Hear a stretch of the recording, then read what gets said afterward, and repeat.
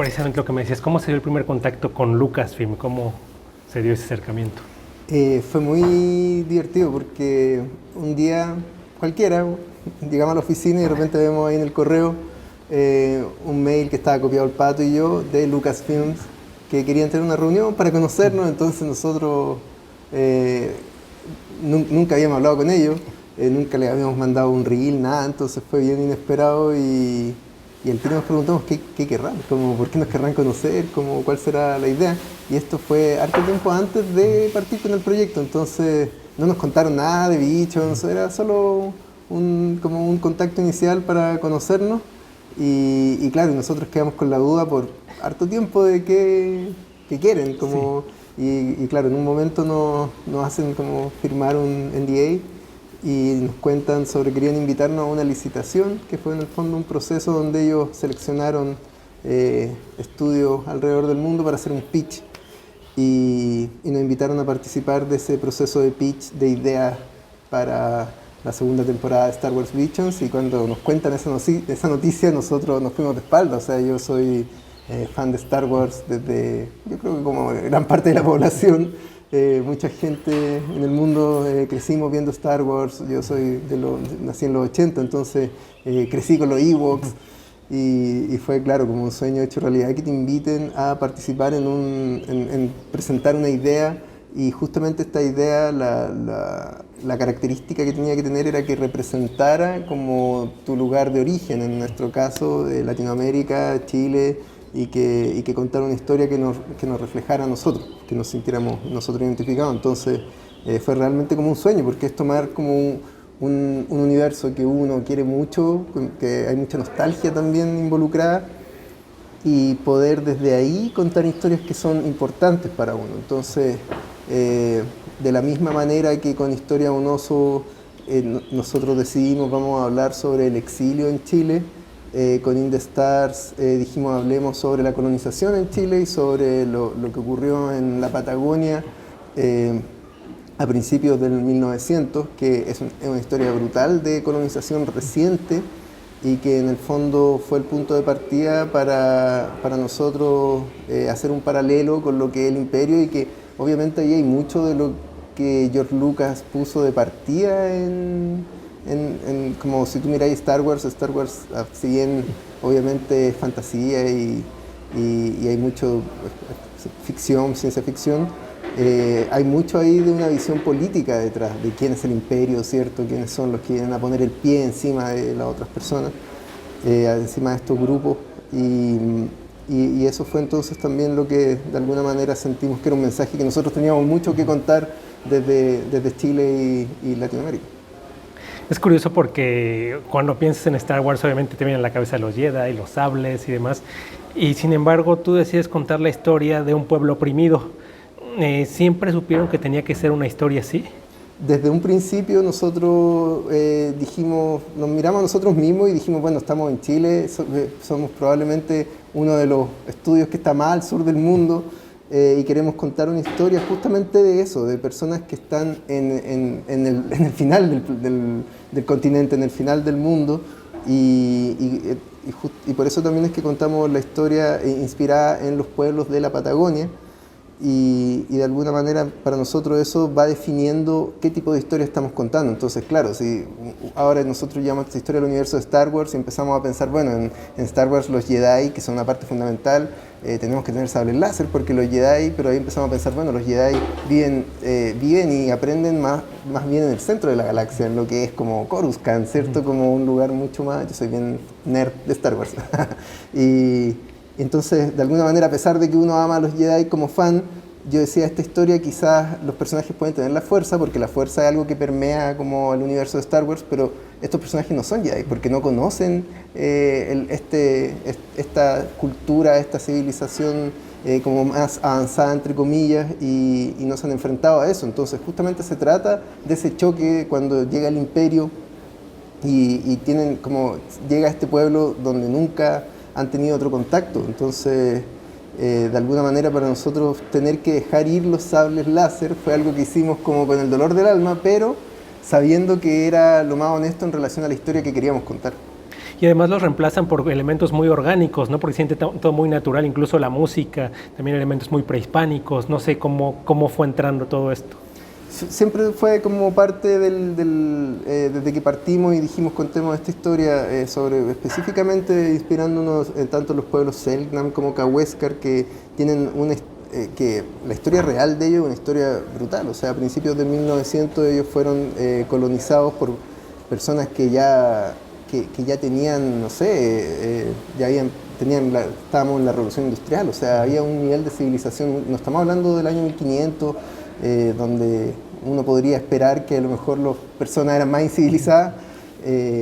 Fue un nivel de brutalidad tremendo, que es más o menos reciente, o sea, en algunos casos menos de 100 años. Entonces, de alguna manera esa fue la historia que nosotros quisimos como inspirarnos, y yo creo que de ahí se empieza a desprender toda esta narración de un pueblo que hace menos de 100 años seguía viviendo, y esto para mí es lo increíble de los pueblos de la Patagonia, que seguían viviendo como una edad neolítica, y que de alguna manera la cultura occidental no supo, ni los comprendió, ni supo cómo respetar su manera de vivir, y es ese choque el que nosotros tratamos de representar a través de In the Stars, y sentimos que este universo de Star Wars le calza como de manera natural a esta historia. Si bien Star Wars es una franquicia como mundial, ¿cierto? Muy famosa, como nosotros logramos combinar eso con esta historia que es menos conocida, pero que yo creo que además es una historia que se ha repetido también por toda Latinoamérica, o sea, es la historia de la colonización de Latinoamérica. Y una cosa que también es muy curiosa es que, bueno, piensas también en Star Wars y te ha dado algunos de los personajes más icónicos en la historia, nada más Darth Vader, la gente no se quiere desprender de los Skywalker, y de repente llega Tichina y se convierte en uno de los personajes más entrañables que hemos visto, quizá de los mejores, incluso de la última, tomando en cuenta la última trilogía y demás. ¿Cómo recibes esto y además cómo fue la construcción del personaje? Sabéis que esa es súper buena pregunta, porque de hecho para la construcción de la narración de toda la historia, como te decía, yo soy bien fan de Star Wars, y Star Wars tiene un montón de cosas que lo definen: la música, las naves espaciales, los sables láser, los Jedi. Pero en lo personal, y quizás esto tiene que ver como con mi experiencia, la experiencia de mi familia, la dictadura en Chile, lo que a mí siempre me llamó la atención de Star Wars, y que es una de las razones por la cual yo me identifiqué desde muy chico, es que Star Wars siempre se trata de familias que están rotas. Ya sea, si tú te fijáis, no sé, por la 1, el personaje principal, Anakin, es huérfano. Después Luke es huérfano y pierde a sus tíos, queda más huérfano todavía. Después Rey también es huérfana. Entonces se trata de personas que han perdido a sus padres. Entonces, de alguna manera, yo también, pensando en la historia de los Selknam, la manera en que separaron a toda esta familia, en que algunos los tomaron y se los llevaron a zoológicos en Europa, yo pensaba como, también hay muchas familias que fueron separadas, y esa es la historia que necesitamos contar, como la historia de un personaje que su familia es separada, que pierde a todos sus familiares, y que son uno de los últimos representantes de esta tribu, ¿cierto? De este grupo de personas. Y esa es justamente también la historia de muchos Selknam que sobreviven hasta el día de hoy, que si bien los Selknam eran miles en la Patagonia, hoy día quedaron muchos menos, y de hecho por mucho tiempo se pensó que estaban extintos, y ahora sabemos que hubieron sobrevivientes, y quisimos como rescatar esa idea, cómo estas personas, estas familias destruidas, desplazadas, logran sobrevivir y logran llegar hasta el día de hoy como con esperanza. Y siento que eso también es algo que es parte de Star Wars, que es parte del universo de Star Wars. O sea, si te fijáis, la primera Star Wars que tuvimos se llama Una Nueva Esperanza, y tiene que ver con transmitir eso. Yo creo que fuimos como hilando esas ideas para crear esta historia, que si bien, claro, es una historia que no habla de los personajes clásicos de Star Wars, rescata mucho de los personajes clásicos. No puedo dejar de preguntarte historia de un oso que cumple 10 años este 2024.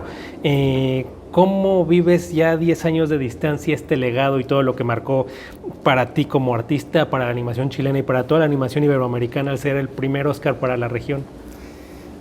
Bueno, nosotros, claro, este año estamos celebrando esos 10 años del estreno de Historia de un oso y estamos muy, muy felices. Vamos a hacer varias instancias de poder dar la película al festival en el que se estrenó, nuestro primer premio, y para nosotros es bien simbólico porque fue un corto que desde que partimos nunca lo hicimos como con el objetivo de ganar premios.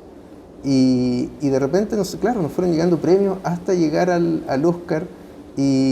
Ahora en retrospectiva tratamos de pensar cómo conseguimos eso, cómo lo logramos, por qué recibimos un Oscar. Y al final siempre llegamos a la conclusión de que probablemente tiene que ver con que pusimos a la historia delante de todo, como cuál es el mensaje que queríamos entregar, cuál era la necesidad que yo como director tenía también de entregar esta historia, que nosotros como estudio cuál es la necesidad que tenemos de poder compartir con la gente historias que justamente entreguen esta esperanza, estos valores como positivos, como tratar de hablar de la sociedad que nos gustaría crear, la sociedad, de las cosas que no nos gustan de la sociedad, también poder mostrarla y como ponerlo como en conversación. Y creo que eso es lo que nos ha definido como estudio, que independiente de si ganemos o no, si ahora que estamos en Los Quirinos nos llevamos un premio o no, como para nosotros ya estar aquí es lo que nos alegra o nos llena porque podemos compartir la historia. Y al final esa es la razón por la cual hacemos lo que hacemos, como para poder compartir historias, no para ganar premios. ¿Sí? Como eso es lo que es la conclusión a la que hemos llegado. Yo creo que quizás si hubiéramos hecho un corto pensando en ganarnos un Oscar, a lo mejor no hubiéramos ganado nunca nada. Sí, claro. Y es curioso porque es una historia muy humana, historia de un oso, pero al mismo tiempo pues es una historia de crisis, ¿no? Y si uno analiza la animación iberoamericana, la animación, no sé, portuguesa, mexicana, argentina y chilena, obviamente, hay muchas historias de crisis. ¿Por qué la animación es una buena vía para contar este tipo de narrativas? Esa es buena pregunta también, yo también me lo he preguntado y pienso que de alguna manera, bueno, yo estudié artes plásticas y para mí el arte siempre ha sido una manera de expresar las cosas que no encuentro las palabras para decirlas. Entonces creo que con historias o cosas que son difíciles de hablar, que a mí me cuesta decir.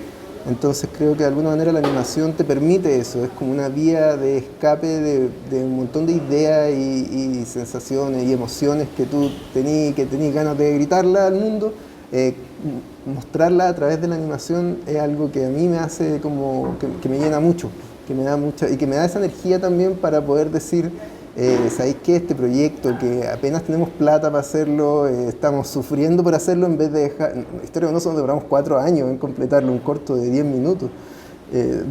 Tú decís, hicimos 2 minutos y medio en un año, y no es que trabajáramos poco, trabajamos harto, pero es difícil porque cuesta conseguir la plata, porque tenés que estar como equilibrando los proyectos más comerciales que te generan financiamiento con las historias que queréis contar. Entonces yo creo que de alguna manera esa necesidad de contar historias, de poder, como ni siquiera contar, más allá de contar historias, de sacar lo que uno tiene adentro, es lo que de alguna manera a mí por lo menos como director me ha motivado a seguir haciendo animación y seguir como compartiendo y entregando mensajes a través de la animación. Y ya nada más para terminar, vaya, ya hablamos de este 10º aniversario, Historia de un oso, y recientemente también se cumplió el primer aniversario de In the Stars. Viendo ambas en retrospectiva, ¿cómo crees que igual en 10 años, qué crees que estaremos hablando de In the Stars? Yo de verdad nunca trato como no pensar como tan a futuro en el sentido de qué va a pasar con la obra. Siempre pienso como en presente en el sentido de qué mensajes son importantes de entregar.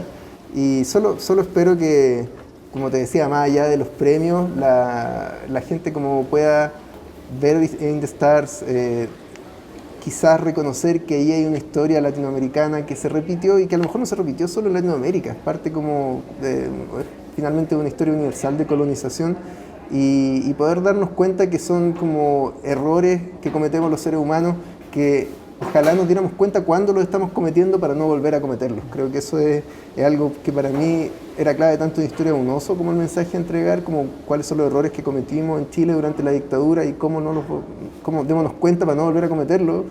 Y con In the Stars me pasa un poco lo mismo. Uno piensa, pero ya estamos en el siglo XXI y esto no debería volver a pasar, pero vuelve a pasar. Entonces creo que por lo menos uno como animador tiene esa responsabilidad de estar recordándole a las personas que al menos lo ven, que tenemos que tener cuidado de no volver o poder darnos cuenta cuando estamos siendo injustos, cuando estamos haciendo cosas como sociedad que no deberían suceder. Bueno.